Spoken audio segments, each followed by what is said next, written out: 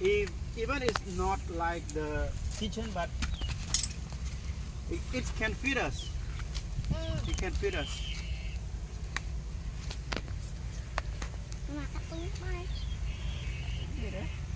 Thank you. Sure, sure. It is snail.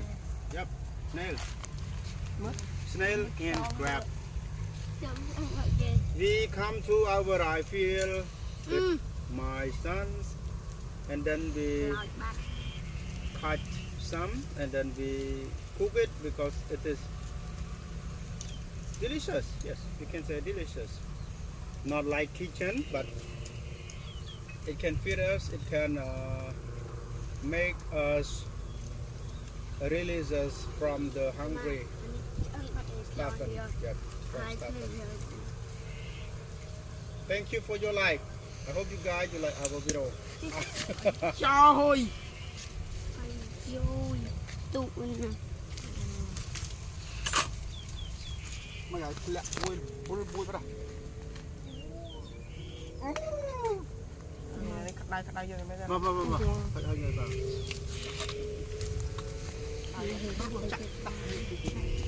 Chắc chỉ lũ chắc. Chắc chỉ lụa nè. Chỗ đâu mà. Em miên chắc chỉ lụa nè. Nổ. Miên tập bột. Miên khối miên mặt đi. Ôi, rồi đọc chật mà. Không vô tập chật mau. Đọc chật là ngay. Gạo là ngay.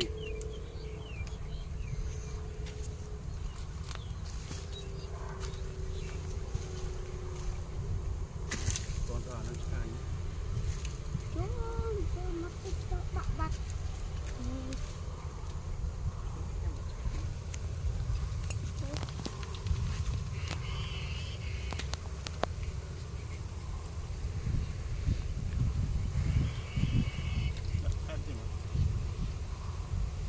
Đây là người vậy các bạn đấy.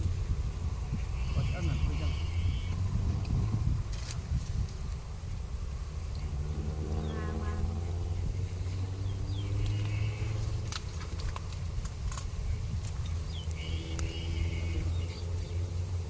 Wow, đâu à?